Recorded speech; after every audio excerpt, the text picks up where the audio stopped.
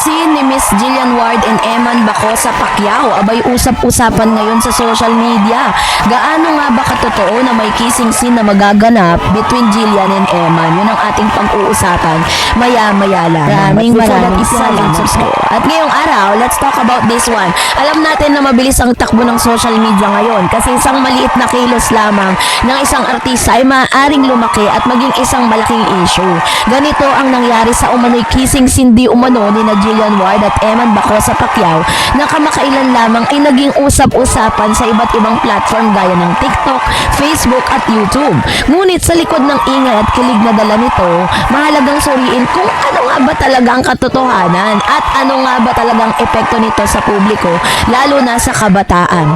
So una, ano nga ba ang pinagmulan ng issue? Hihimay-himayin natin yan para at least iwas fake news tayo, diba? Nagsimula ang lahat sa mga viral videos kung saan makikita ang sweetness ni na Jillian at Eman. Isa sa pinaka-nakapukaw ng pansin ay ang flying kiss ni Eman matapos ang isang laban na agad namang inuugnay kay Jillian.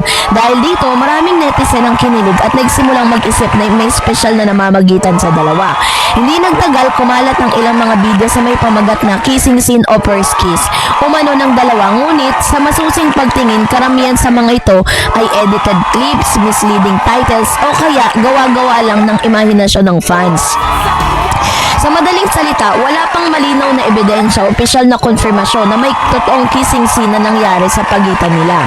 So hindi may kakailan na ang social media ay pangunahing dahilan kung bakit lumaki ang isyong ito. Sa isang click lamang, maaaring kumalat ang isang video sa libo-libong tao. Ang problema, hindi lahat ng content ay totoo o may sapat na konteksto. Maraming content creators ang gumagamit ng clickbait upang makakuha ng views.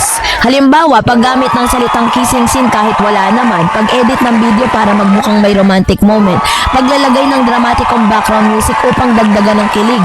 Dahil dito, madaling malinlang ang mga manonood, lalo na ang kabataang fans at emosyonal at madaling maapektuhan. Meron po kasi mga kumakalat ngayon ng mga photos kung saan nagkaroon nga ng kissing scene si Jillian at si Eman. Pero kung susuriin po natin yung mga photos na ito, it was all plainly edited. Alam natin na usong-uso ngayon yung mga AI or artificial intelligence, diba? Parang napakadali na lang gumawa ng mga videos. Kahit ako, kaya kong gawin yan na naghahalikan sila, na ikinasal sila, nagkaroon sila ng proposal.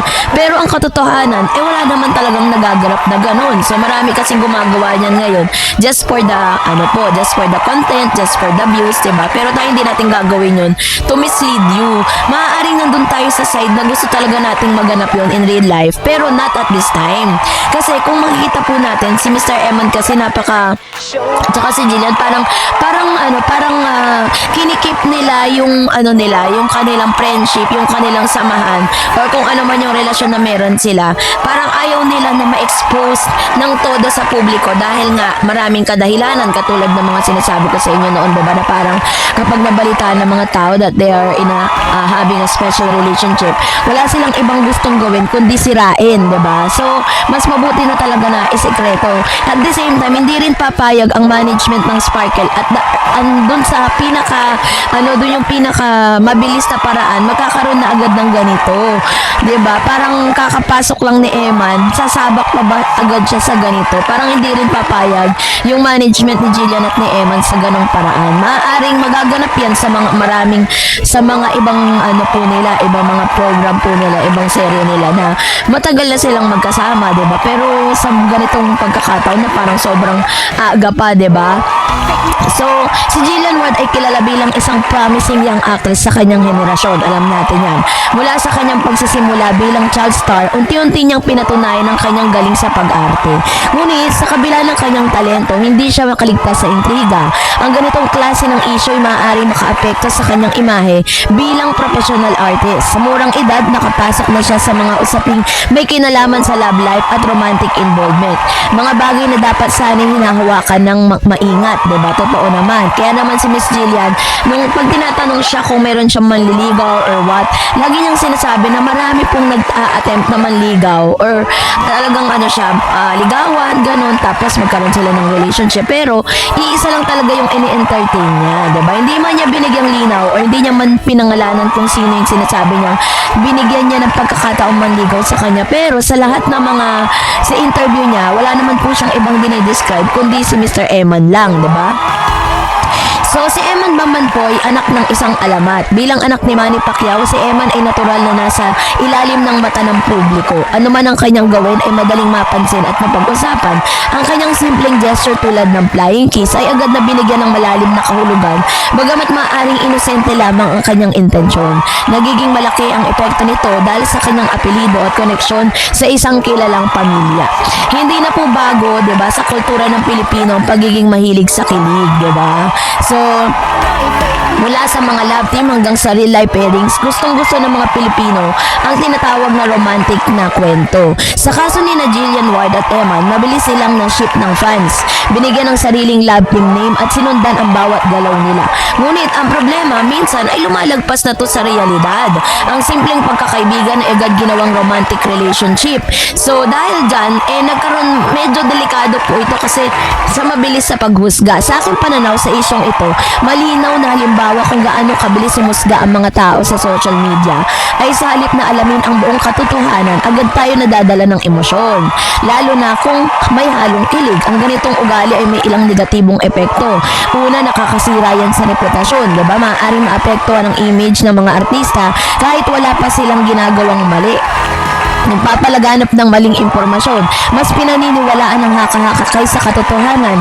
Number 3, nakaka-pressure ang sa mga kabataan. Napipilitan silang sumunod sa expectation ng publiko.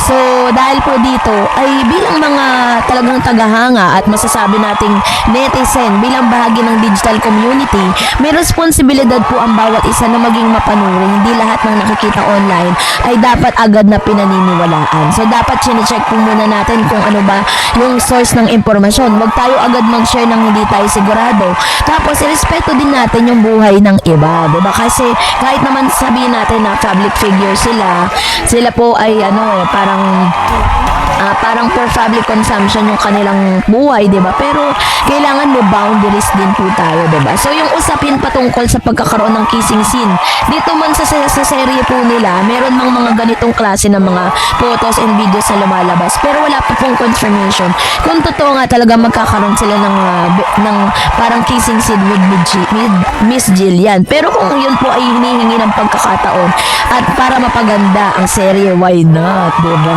Sino ba naman may ayaw? Tayo gusto natin yun, diba? Parang talagang kilig to the bone talaga yung mga Jillman, mga fans ni Jillian and Eman Bacosa Pacquiao. Pero kasi sa hilat siya kasi ni Eman, parang hindi pa siya ready for that, and Miss Jillian parang they are not yet ready for that. So anyways, hintay na lang natin kung ano yung mga magaganap, lalo na sa serye po nila.